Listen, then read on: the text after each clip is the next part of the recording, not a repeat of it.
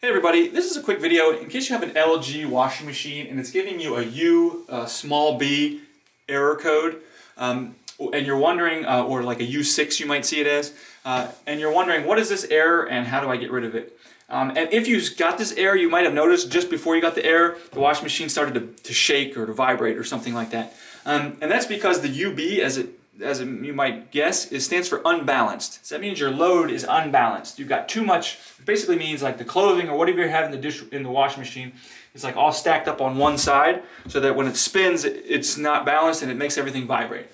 So all you need to do to fix this, is open it up and just redistribute whatever you have within the washing machine, so that it's more balanced, so that it can spin properly.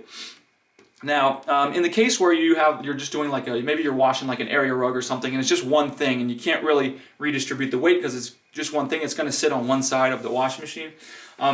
You'll just need to find something else to put in there on the other side, like some towels or something to throw in on the other side, so that things can get balanced out. But anyways, hope this video helped. Thanks a lot for watching. Have a great day.